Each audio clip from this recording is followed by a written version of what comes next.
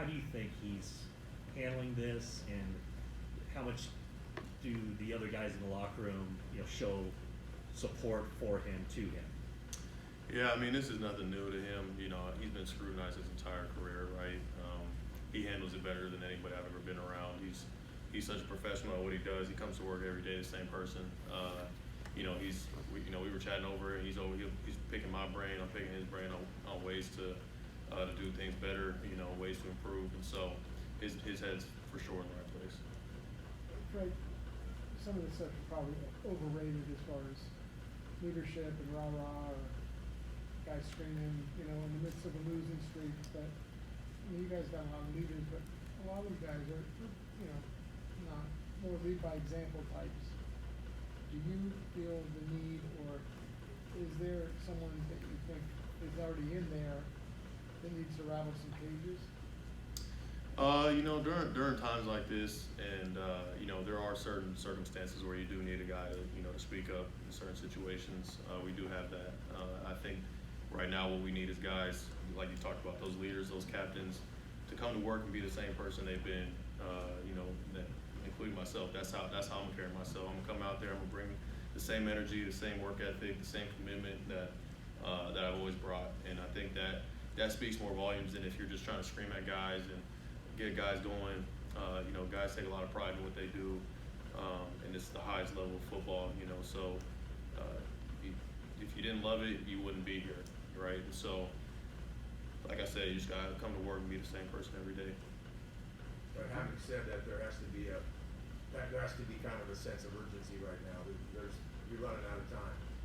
Sure, that's anytime you lose a game, and yeah, this is for sure. It's time to go. Like we could have said that last week, but like I said, I'm gonna continue to go out there, work hard, and then the same goes for everybody else on this team.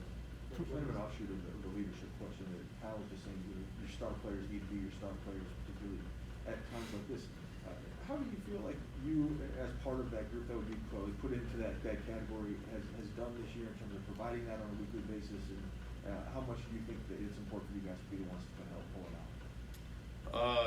I speak for myself, and I hold myself to the highest expectations of anyone. It doesn't matter, media, coaches, my teammates. They're never going to have an expectation higher than myself. So there's always room to grow. There's always room to do more. In my mind, there's not some magic potion to drink or something to do out of my assignment to go out and try and make the pick six to win the game. I'm gonna go out there. I'm gonna do my assignment and do it to the best of my ability, as hard as I can go.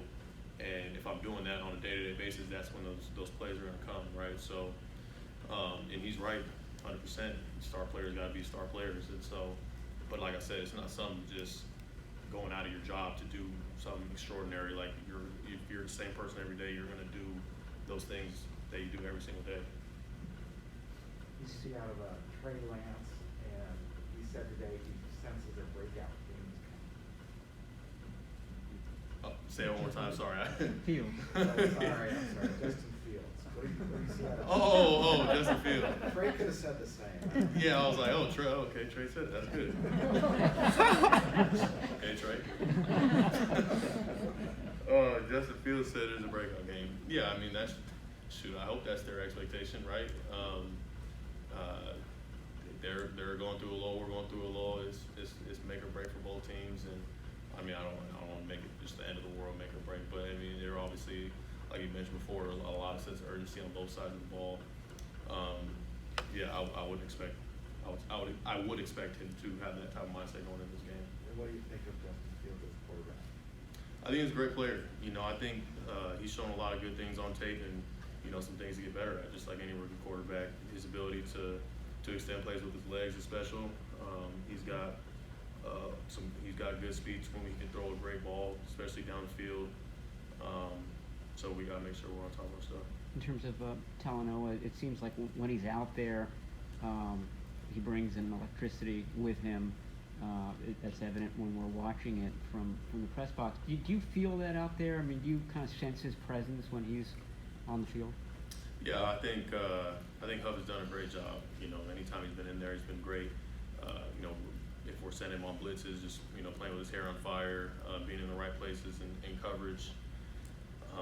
You know, I think, like I said, I think he's done a great job for us. He's gonna continue to get better with reps, with time. You know, so I'm looking forward to him having a big impact this game too. That coverage was the knock on him coming out in the draft. He didn't have high end speed. How would he do in the deep part of the field? How has he been in that aspect of it so far? Well, yeah, game speed and running a 40-yard dash are much different, right? You know, I think we ran the same 40 time, right? And he plays safety, I play linebacker. But as long as your instincts, you have those instincts, and you're in the right places, and you have the acceleration and the savvy, you know, he has all those things, and so that's what allows him to make plays and be in good position, even when he's in coverage. All right, thank you guys. Thanks.